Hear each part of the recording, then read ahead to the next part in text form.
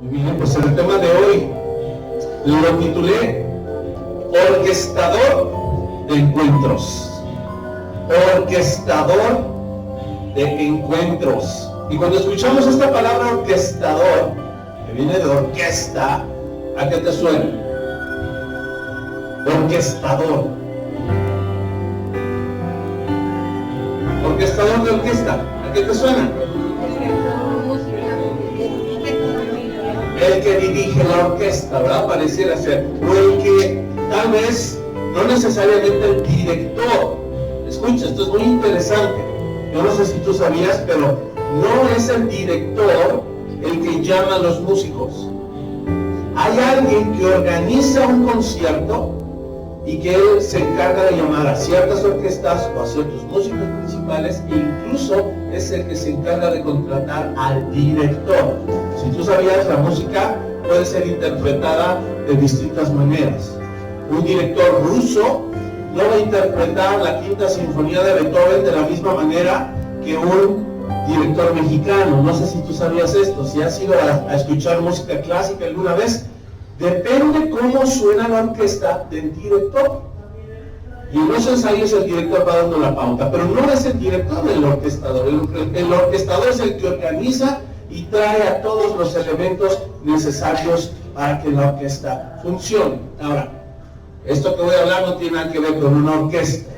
Más bien usé la palabra para dar a entender que es el Señor, es nuestro Dios, quien se encarga de reunir todos los elementos necesarios. Escucha, esto es impactante. El Señor se encarga de reunir todos los elementos necesarios y que se den las condiciones para arreglar un encuentro contigo. Si tú recuerdas tu vida en el pasado, antes de Cristo, quiero que pienses, analiza así brevemente de eso que pasa tu vida por tu mente, pero no porque te vas a morir, sino porque estás recapitulando así rápido, ¿verdad? Todo. ¿Cómo fueron los eventos, los hechos, las circunstancias, las personas, las aparentemente casualidades o coincidencias que se tuvieron que alinear para que tú conocieras a Cristo y tú estuvieras sentado hoy aquí? ¿Qué probabilidades había de que todo eso sucediera? Por ahí una de las más conocidas, ¿verdad? Dice alguna de mis hermanas y amigas, un día vine y toqué el zaguán, ¿verdad? ¿Qué probabilidades, Flor, había? ¿Qué probabilidades, Rubensito? Priscita, ¿no? Mari, Tefa, Iván, Ibe, y así cada uno de nosotros, ¿qué probabilidades había de que fuera de esa manera para que yo hoy estuviera aquí conociendo a Dios? Te quiero decir algo. Alguien orquestó tu encuentro con Dios y fue Él mismo, fue el Señor.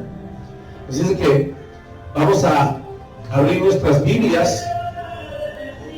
Vamos a ir al libro de los Hechos.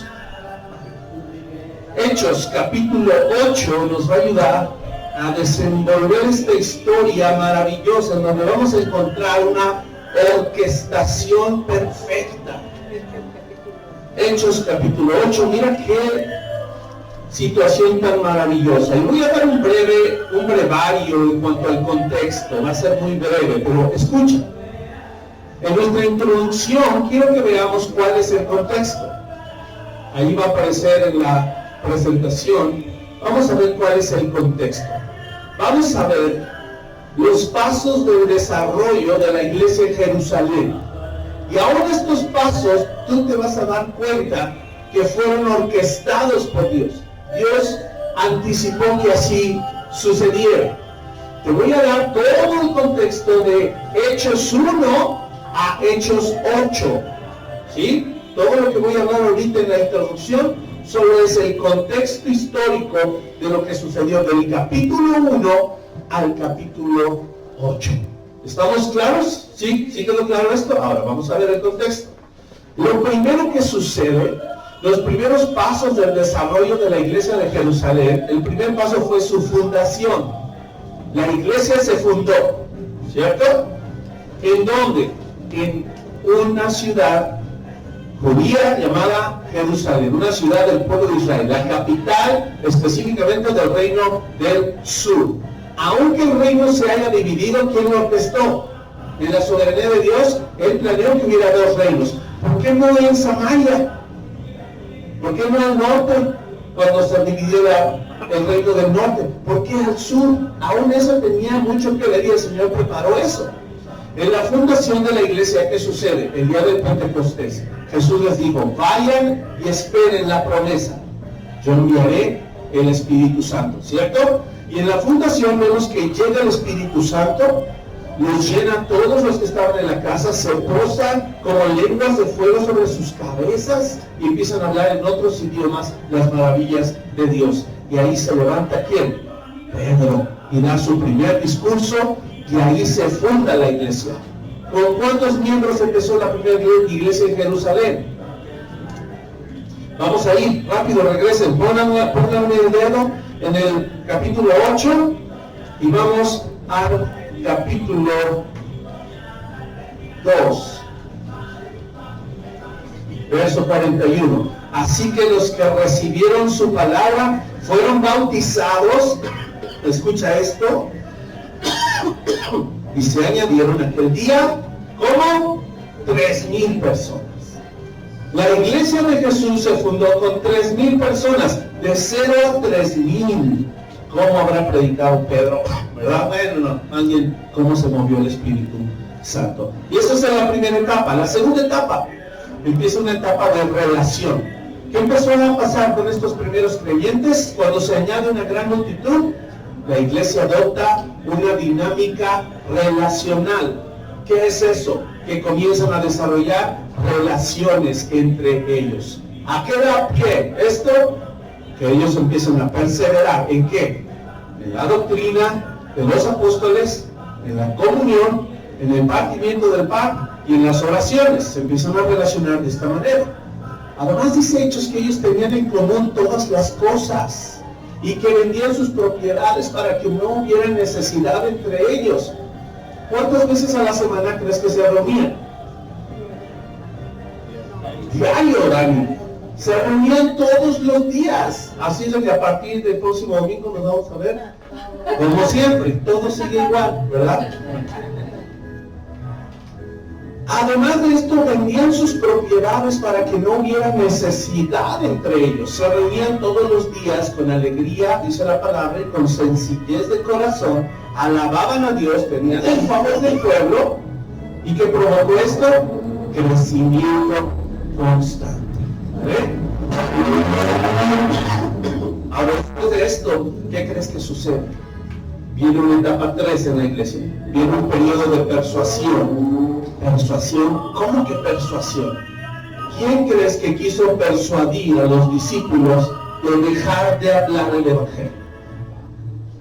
En una etapa en donde los gobernantes, los ancianos, el sumo sacerdote, los escribas se reúnen, llaman a algunos apóstoles y les dicen, dejen de predicar el evangelio.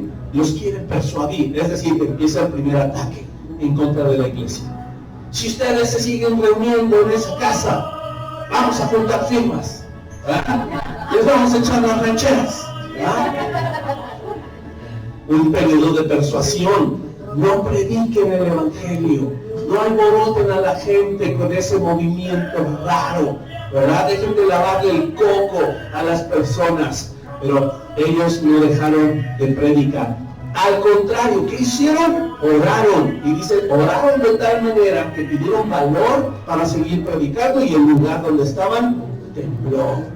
Así es de que creen, ya pasó nuestra velada, ¿verdad? Tembló. Luego viene el cuarto paso en este contexto. Viene un periodo de purificación. ¿Por qué? Porque si tú recuerdas el episodio de Ananías y Zafira, ellos le quisieron mentir al Espíritu Santo. Y entonces dice que ambos cayeron muertos. Y uno puede decir, ¿por una mentirita cayeron muertos? Sí. En este periodo de purificación, el Espíritu Santo provoca una limpieza en la comunidad y eso genera temor de Dios y genera reverencia. Dice que los discípulos temieron en gran manera y empezaron a conducirse con reverencia. Ya el Señor purificando su iglesia, ¿verdad? Después de este periodo de purificación viene un periodo de estructuración. Digo amigo, estructura.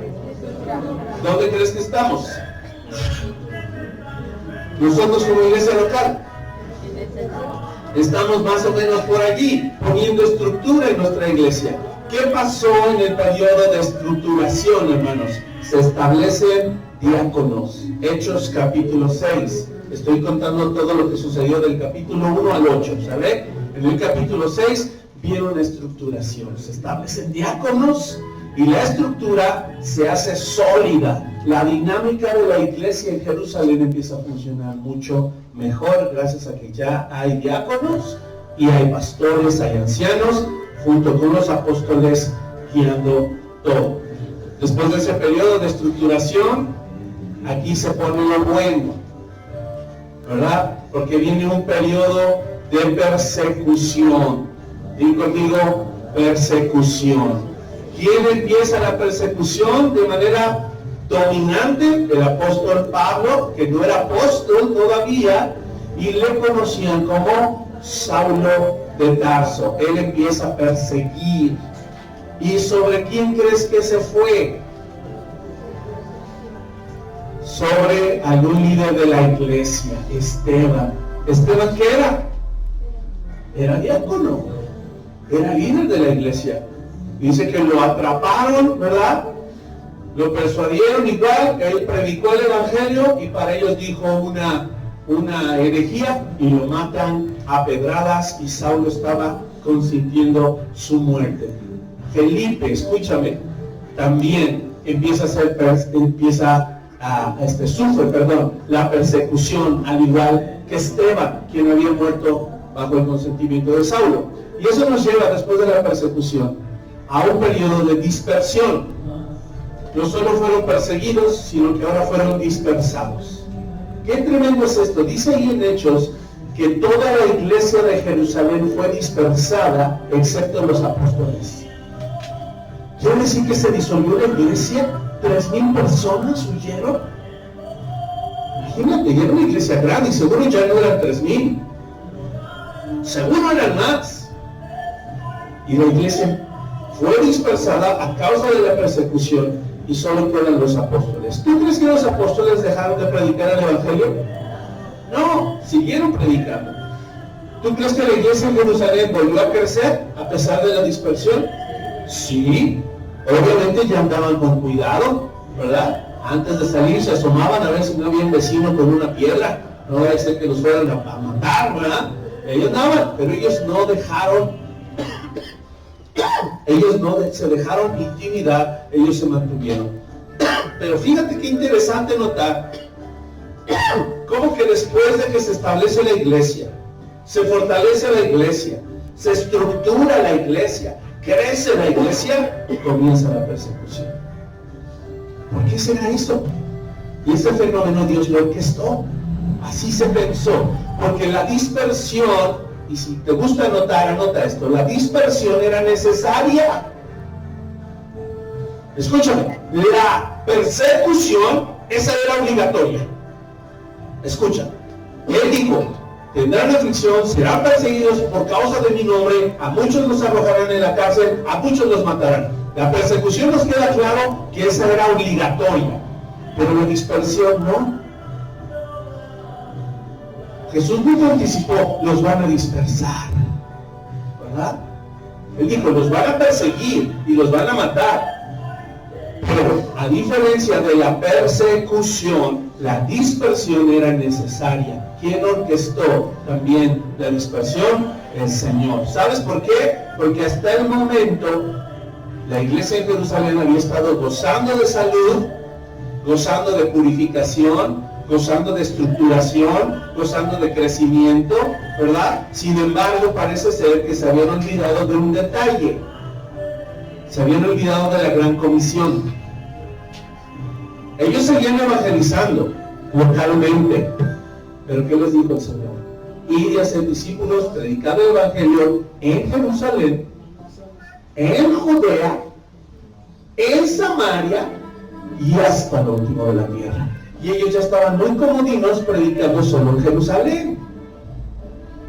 Y la dispersión fue necesaria porque ¿a dónde crees? Inmediatamente en Hechos capítulo 8, que es donde se queda nuestra historia y nuestro relato, ¿a qué regiones dice ahí que se dispersaron?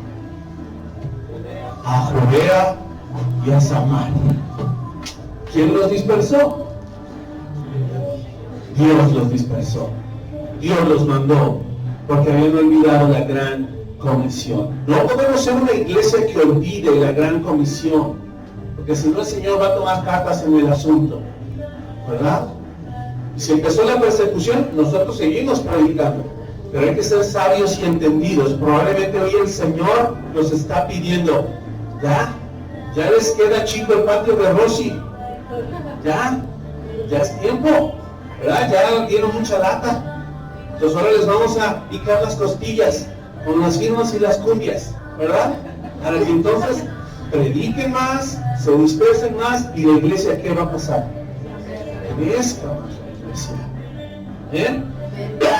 Y recordemos que Jesús les dijo que serán testigos en esas regiones. Ahora, viene la última etapa y ahí vamos a iniciar la historia. La etapa 8, que es la evangelización hacia afuera. Ya había habido evangelización local, pero ahora tenía que haber evangelización hacia afuera. Se despierta en esta etapa el evangelismo hacia afuera, lo que quiere decir que ellos antes habían estado solo evangelizando hacia adentro. Ahora, ellos seguían en la etapa de Jerusalén, pero la dispersión provocó un movimiento evangelístico e inicia la etapa de Judea y de Samaria. Y después, años después, por medio de Pablo y Bernabé, en su primer viaje misionero, se cumple la palabra hasta lo último de la tierra. En el orden que el Señor Jesús les dijo, vayan y prediquen. Ahora vamos a entrar a la historia y vamos al punto 2, preparando el encuentro. ¿Quién es? ¿Ya vieron quién es? El eunuco etíope y Felipe. ¿Ven? Acaban de matar a Esteban, que era uno de los diáconos. Felipe era diácono también, y Felipe ya había sido dispersado. Escucha, esto es tremendo. Felipe ha sido dispersado. Felipe ya no está sirviendo como diácono en su iglesia local Jerusalén. Ya no, porque fue dispersado. Él tuvo que huir. ¿Hacia dónde? Vamos a leer Hechos 8, verso 4. Pero el título, como dice, predicación del evangelio en Samaria. ¿Hacia dónde se fue Felipe? Hacia Samaria. Dice, pero los que fueron esparcidos iban por todas partes, ¿haciendo qué? Lamentándose porque ya no estaban en su iglesia local, lamentándose porque no pudieron contra los vecinos y las cumbias. No, ¿qué iban haciendo? Anunciando el evangelio. Entonces Felipe, descendiendo a la ciudad de Samaria, les predicaba a Cristo, y la gente unánime, o sea, con el mismo ánimo, escuchaba atentamente las cosas que decía Felipe, oyendo y viendo las señales que hacía, porque de muchos que tenían espíritus inmundos, o sea, demonios, salían estos dando grandes voces, y muchos paralíticos y cojos eran sanados, así que había gran gozo en aquella ciudad. Lo primero, hermanos, que el Señor hace para orquestar un encuentro, es decir, para preparar un encuentro, es lo siguiente: es que nos lleva como sus discípulos a ser intencionales. Fíjate qué interesante es esto. Ya dijimos, ¿me avanzas la presentación, por favor? Ya dijimos que Felipe era uno de los 7 diáconos en Jerusalén, ¿cierto? ¿Qué pasó? ¿Abandonó el diaconado? Imagínense que aquí nos dispersara, ¿verdad? Y ya saben que tenemos diáconos. Está nuestro hermano Paul, nuestra hermana Leti, nuestra hermana Pris, nuestra hermana Pichi, ¿verdad? Ellos son nuestros hermanos diáconos. Si nos dispersara, ya no podrían servir como diáconos en la iglesia local, ¿no? Que uno se fuera para Iztapaluca, que otra agarrara para Echegaray, que otra agarrara para Tlalnepantla, que otra agarrara para Milpalta. Ya no podría ser diácono en la iglesia local. Ahora, ¿quiere decir que Felipe dejó botado el ministerio? ¿Felipe dejó botado el servicio? No dejó botado nada, porque no se fue bajo sus propios intereses, no se fue persiguiendo su sueño guajiro de ser empresario, de ser exitoso, ¿verdad? Dijo, no, es que la iglesia me estorba, le estoy dedicando mucho y no voy a poder cumplir mi sueño, entonces voy a abandonar el servicio y me voy a cumplir mi sueño. No dejó botado nada. La iglesia se disolvió, aunque después se volvió a formar y se reestructuró nuevamente, pero la iglesia en ese momento tuvo que disolverse. Por eso Felipe fue a dar a Samaria. Yo no sé si tú sabes, pero Samaria está a bastantes kilómetros al norte de Jerusalén. Es un buen tramo. Y él dejó Jerusalén para ir a Samaria, y mientras él fue para allá, ¿qué hizo?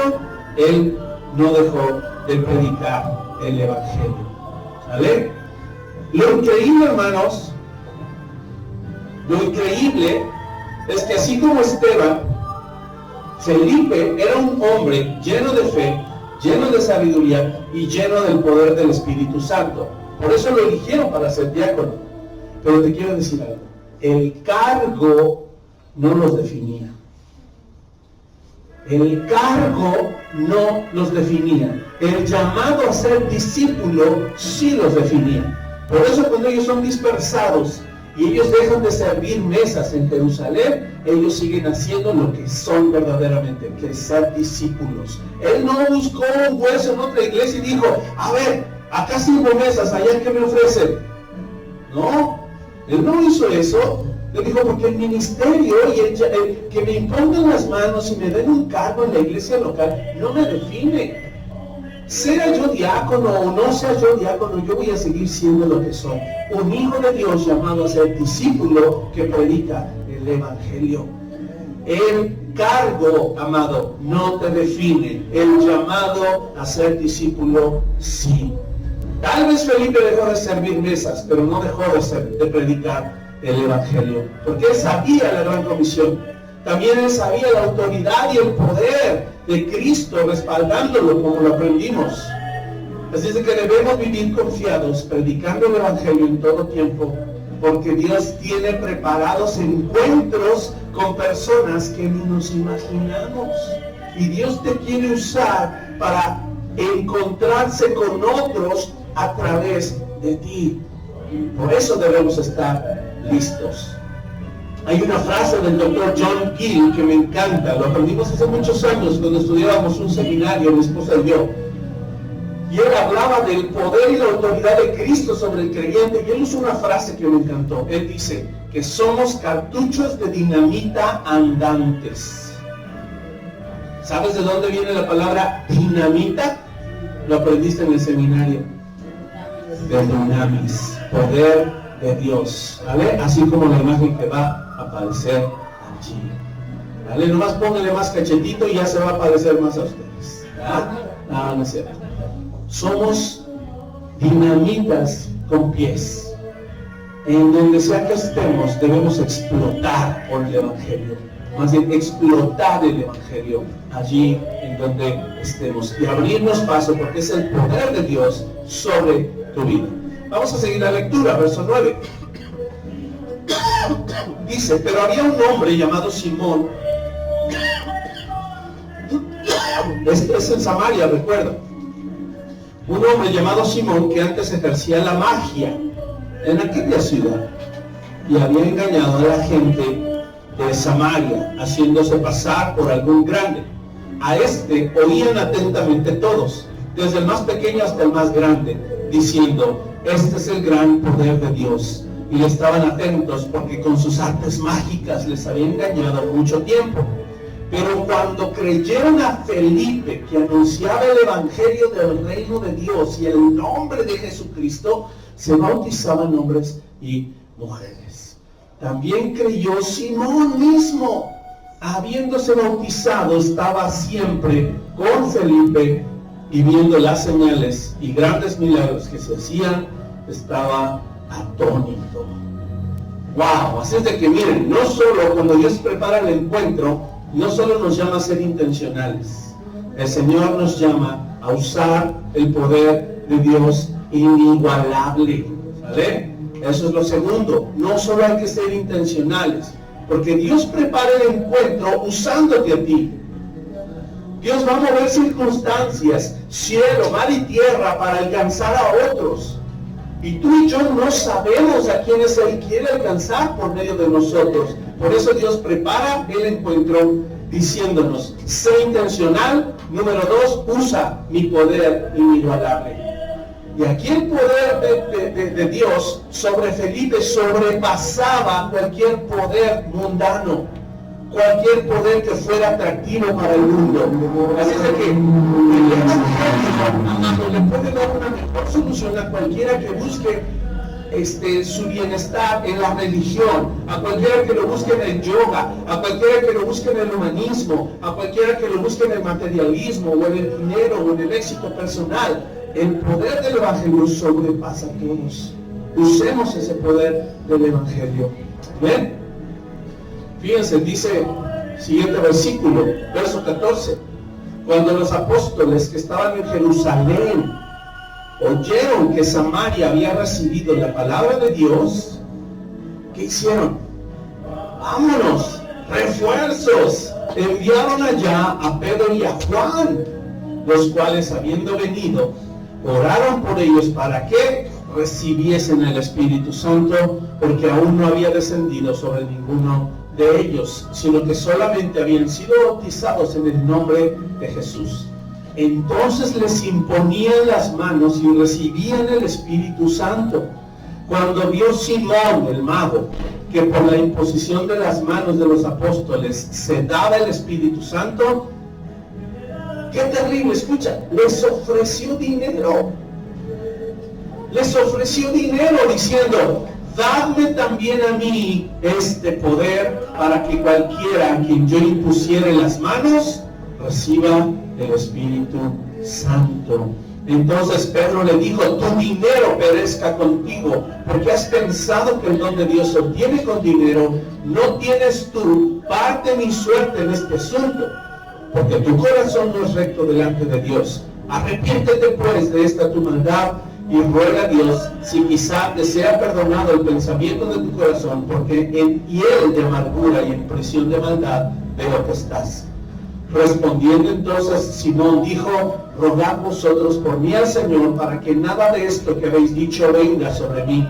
Y ellos, habiendo testificado y hablado la palabra de Dios, se volvieron a Jerusalén, y muchas poblaciones de los samaritanos anunciaron el evangelio. Esa escena, amado hermano, en donde parece ser que hoy en día el evangelio de Cristo se ha pervertido y en donde se cree que uno puede aspirar a la unción de alguien más, ¿verdad? Con dinero, es una herejía. Y aquí lo dijo el apóstol, tu dinero perezca contigo. Esta escena es muy común en los medios cristianos carismáticos o neopentecostales del día de hoy, en donde hay supuestos apóstoles, supuestos profetas, supuestos hombres de Dios que tienen una superunción, organizan congresos y dicen, tráiganme su honra y yo voy a orar por ustedes para que los llenen, les voy a dar de mi unción. Es exactamente lo mismo. Están promoviendo que el don de Dios, que es gratuito, se cobre. Y no, primera de Juan, no recuerdo si es primero o segundo de Juan, dice, vosotros tenéis la unción, todos tienen ya la unción. No necesitamos un mediador humano para obtener el Espíritu Santo que ya mora en nosotros. Eso sería lo más absurdo del mundo. Por eso es que tenemos que alinearnos, y esto nos va a llevar al punto 3. Nosotros, hermanos, debemos ser celosos del Evangelio. No solo ser intencionales, no solo usar su poder inigualable, sino ser celosos como lo fueron los apóstoles. La gracia de Dios no se vende, la gracia de Dios no se compra. La gracia de Dios es un regalo. ¿Para quién? Para aquel que cree. Todo aquel que cree. Romanos capítulo 10 dice que todo aquel que cree en Él no será avergonzado. Aquel que clamare y invocare al Señor será salvo, porque es un don gratuito. Así es de que cuidado que al predicar el Evangelio le hagamos creer a las personas que lo pueden comprar, ¿vale? O que lo podemos vender, mucho menos. Seamos celosos del Evangelio. Siguiente. Continúa la historia. ¿Qué pasó con Felipe? Dice ahí el título de nuestra Biblia, Felipe y el etíope. Fíjense ahora, ¿dónde estaba Felipe? Si siguen la historia, ¿dónde estaba? En Samaria. Al final voy a pasar un mapa para que tú veas todo el trayecto de Felipe. ¿Vale? Dice así, verso 26. Un ángel del Señor habló a Felipe, diciendo: levántate y ve hacia el sur, hacia abajo, por el camino que desciende de Jerusalén a Gaza. Justo en donde están ahorita los conflictos, ahí le mandó, dice: ve a Gaza, el cual es ¿qué? Desierto.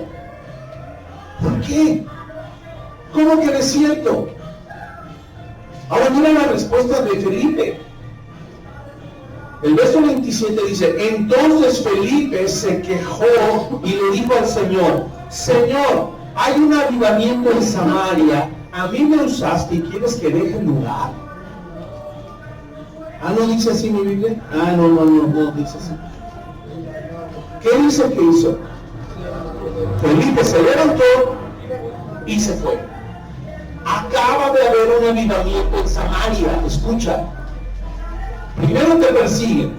Imagínate que tú estás en los zapatos de Felipe. Te dispersan. Te vas de Jerusalén, de tu iglesia local, dejas el ministerio de diácono y te vas quién sabe a dónde, al norte, a Samaria.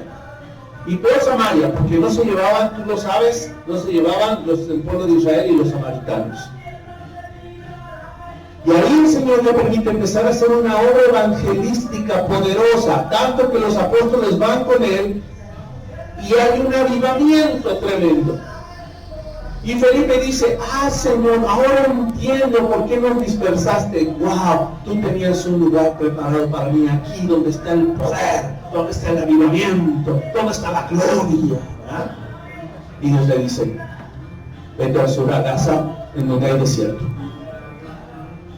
No hay nadie. De hecho era una ruta comercial desierta, para ir hacia Egipto y para ir hacia África. Pero era una ruta comercial desierta.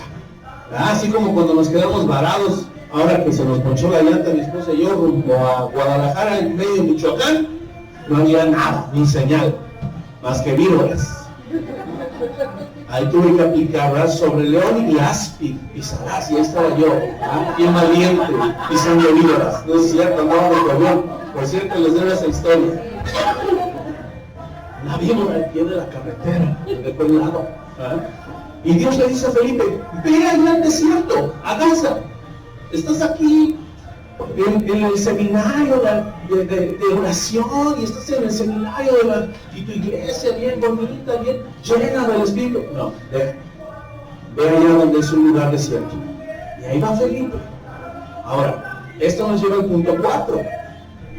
No solo debemos ser intencionales, usar el poder de Dios inigualable, ser celosos del Evangelio, sino debemos ser sensibles al Espíritu Santo. ¿Por qué, hermanos? Porque Dios está preparando un encuentro. Dios está preparando un encuentro especial con alguien. Tú no sabes quién, pero Dios te va a empezar a usar para conectar personas con Dios, para reconciliar personas con Dios. Pero primero para eso hay que conocerlo. Felipe no era cualquier persona, él era discípulo, fue diácono. Dejó de ser diácono, ¿qué quedó? Discípulo. Pero hay que ser sensibles. Fíjate que dice la lectura. Y sucedió, verso 27 estoy, sucedió que un etíope, eunuco, funcionario de Candace, reina de los etíopes, el cual estaba sobre todos sus tesoros, y había venido a Jerusalén para adorar, volvía sentado en su carro, y leyendo al profeta Isaías, el Espíritu dijo a Felipe: acércate y júntate a ese carro. Acudiendo Felipe, le oyó que leía al profeta Isaías, y dijo: ¿pero entiendes lo que lees? El eunuco dijo: ¿y cómo podré si alguno no me enseñare? Y rogó a Felipe que subiese y se sentara con él.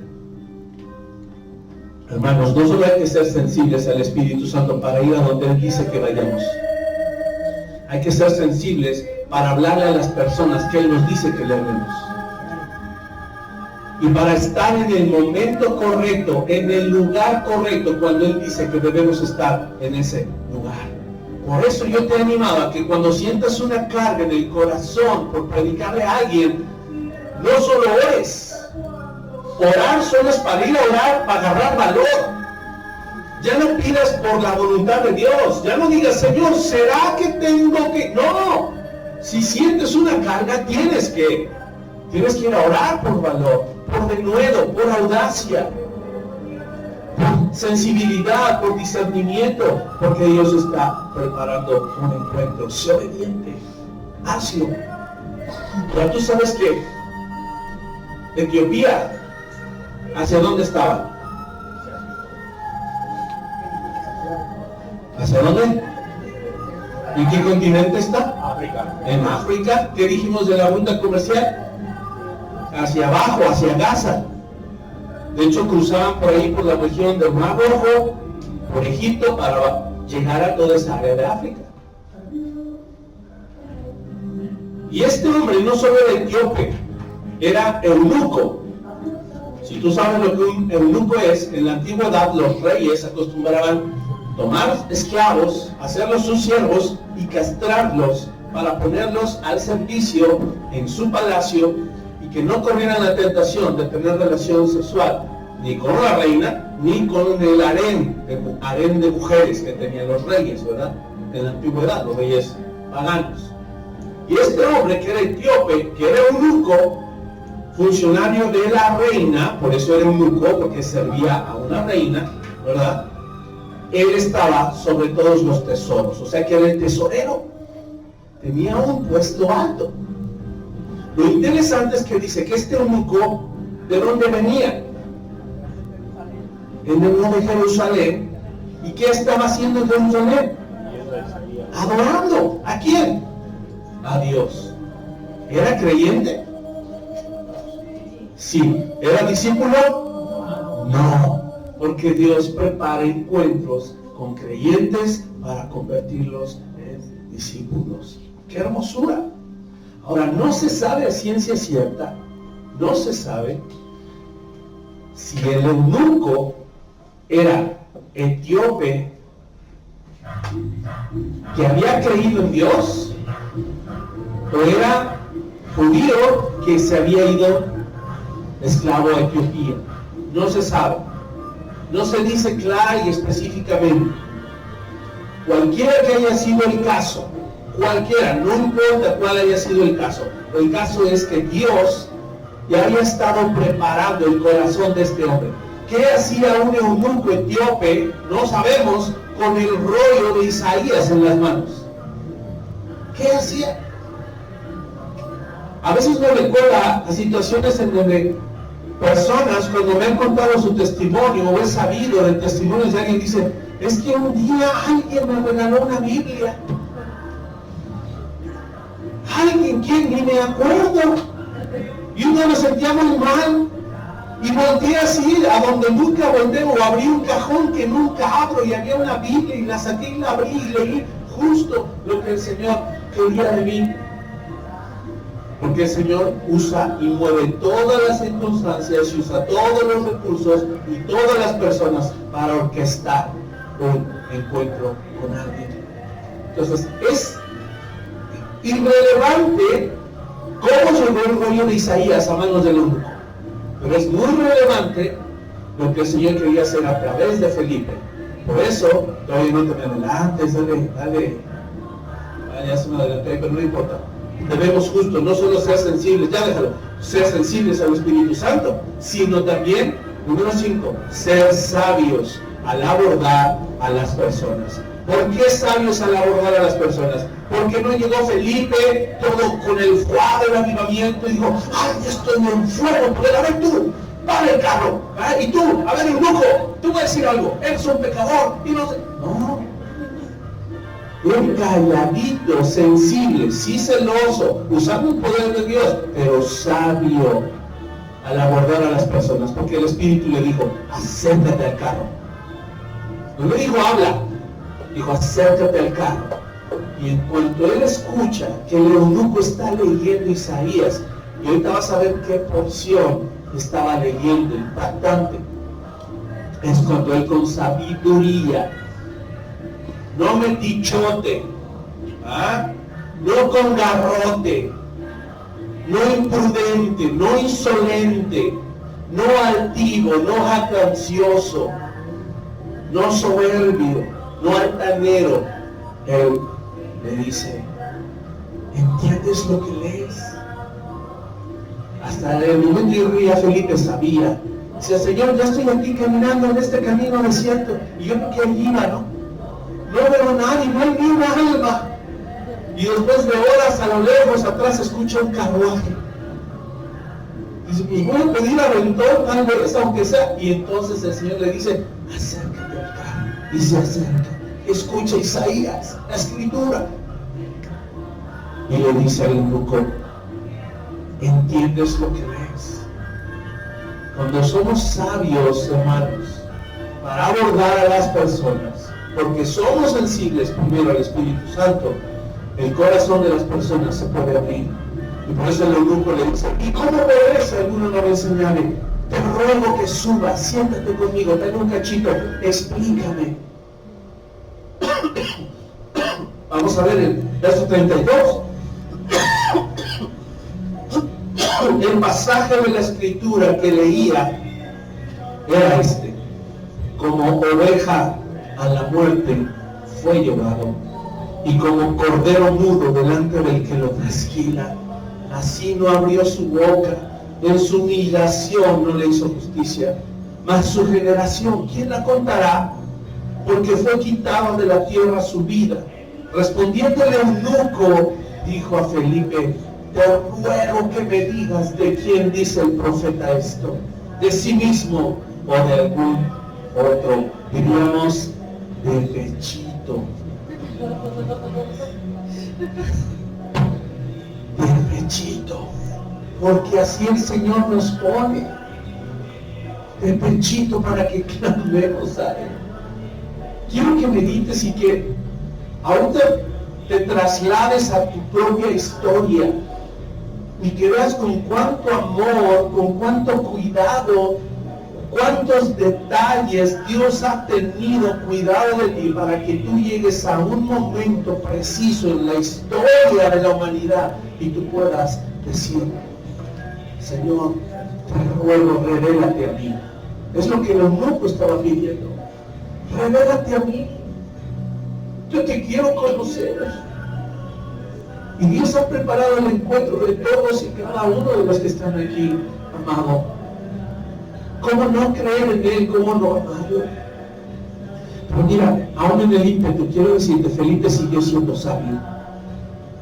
Felipe siguió siendo sabio.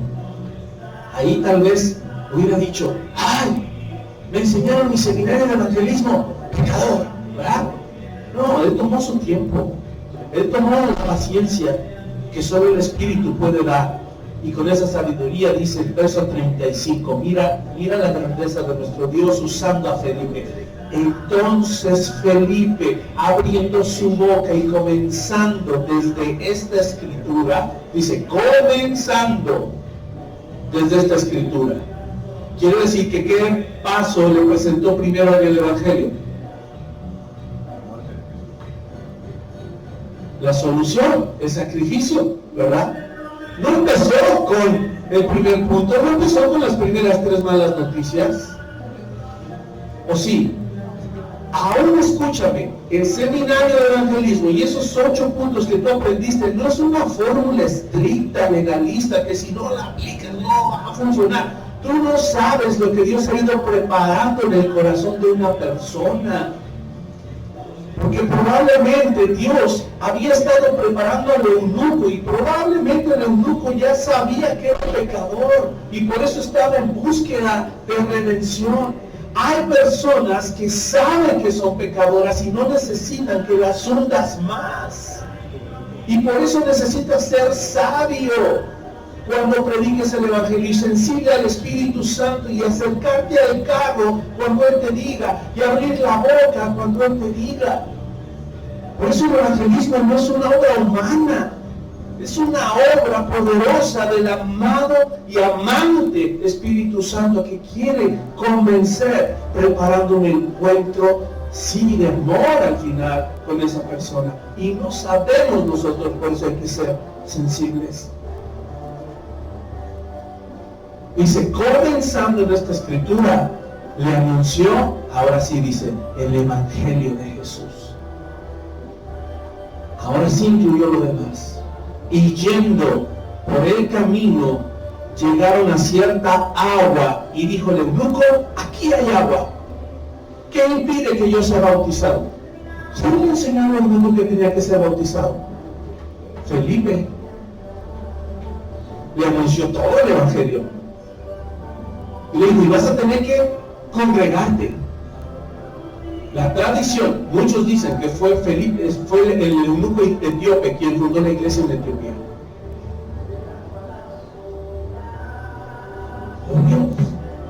Obvio, no había otro, fue él.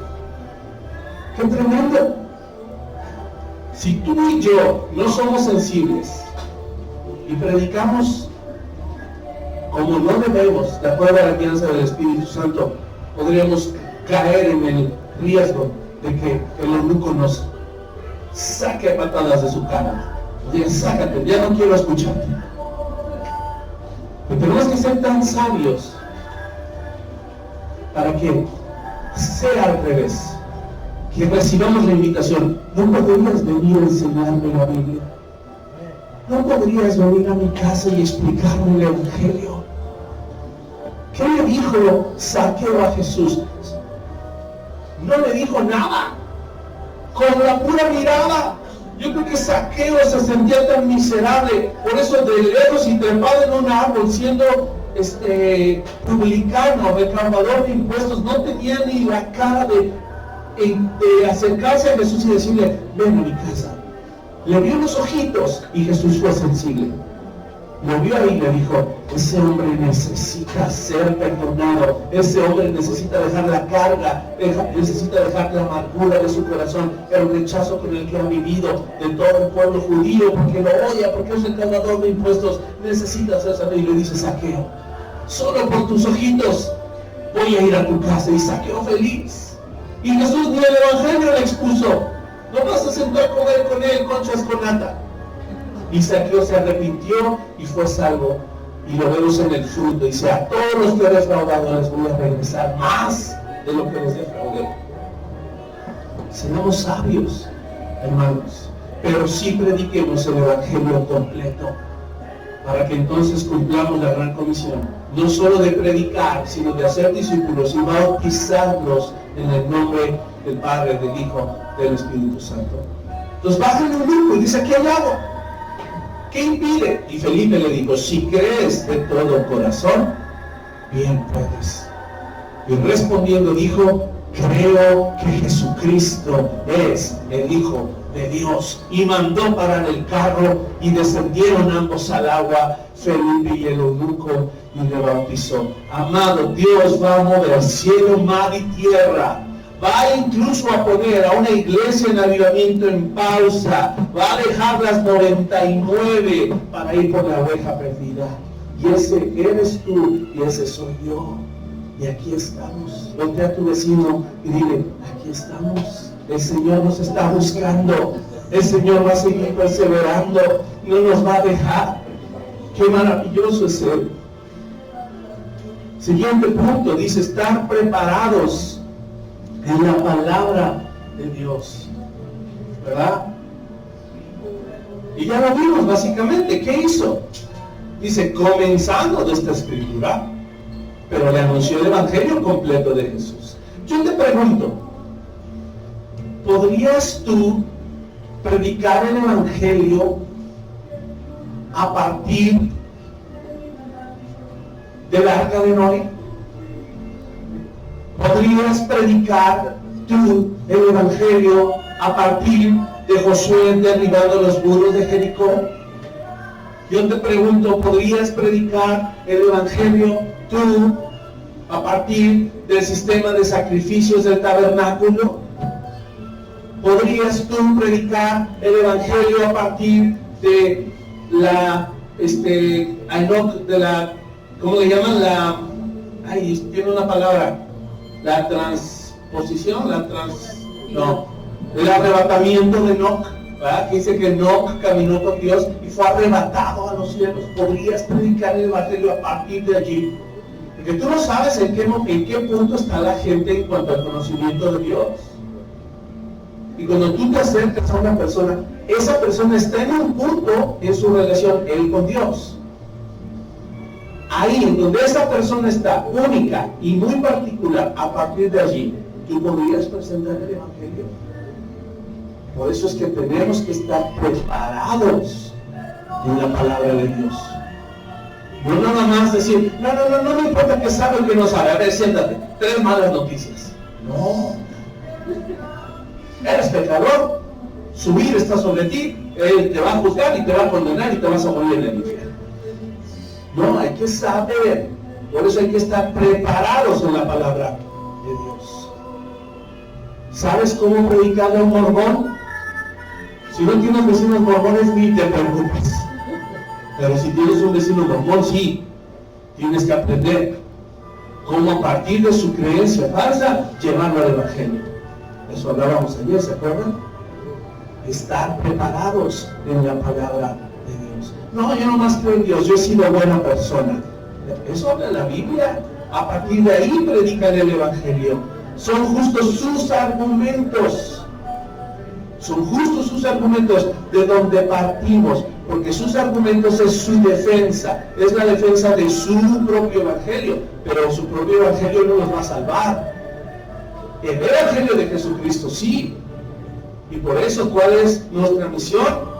Presentar defensa ante cualquiera que demande razón de la esperanza que hay en nosotros. Así es que hay que estar preparados. Y por último, vamos a leer el verso 39 en adelante. Cuando subieron del agua, esto está impactante. Cuando subieron del agua,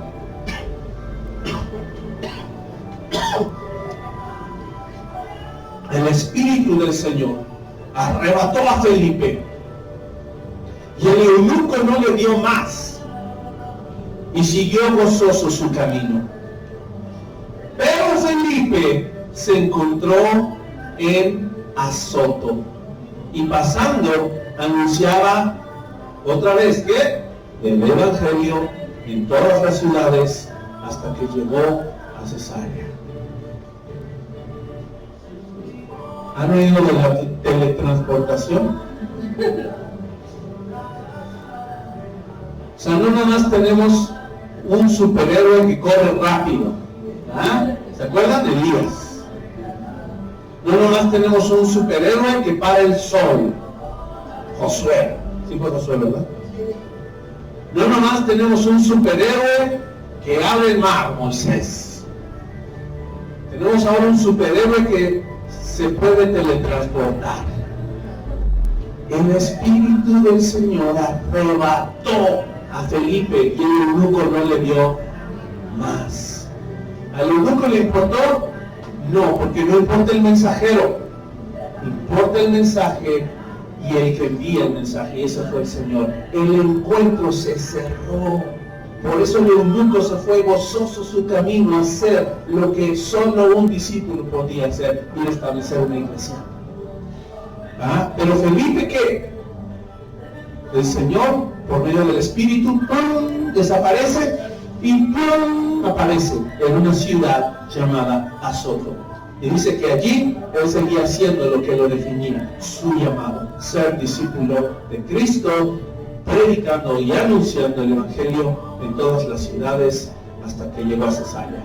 Esto es el último punto y tiene que ver con estar dispuestos. Ay, cámbiale la O, se me fue. Estar dispuesto a ir donde el Señor quiera. Debemos estar dispuestos a ir a donde el Señor quiera. Hermanos, Dios prepara el encuentro así, a través de ti y a través de mí. Nos quiere usar para llevarnos a conocer a personas que en algún momento los podemos ver como enemigos de Dios, pero que en algún momento vamos a poderles decir: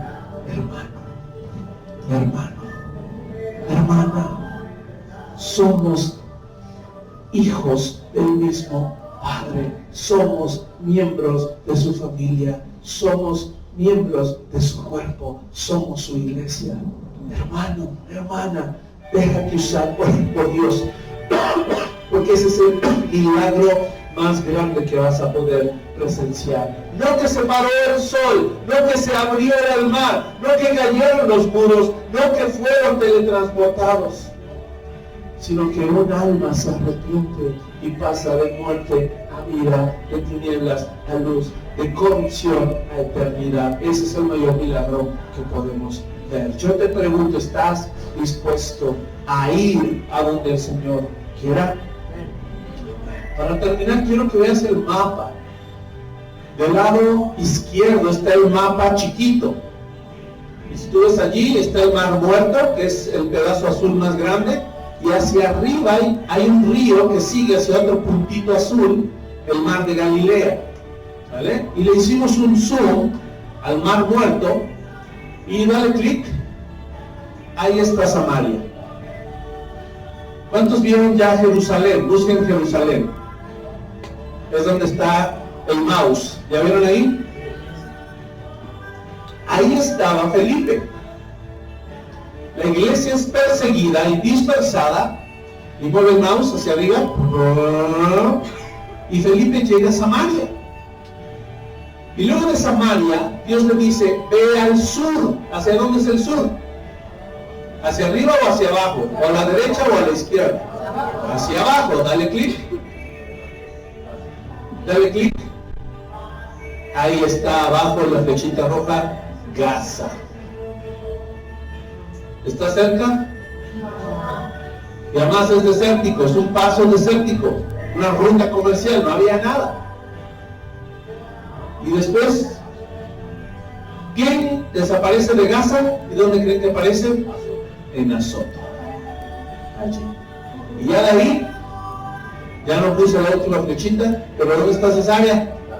Hasta arriba, toda esa costa llena de ciudades, se fue predicando Felipe, porque lo que lo distinguía, que era ser diácono, ser discípulo, ser discípulo.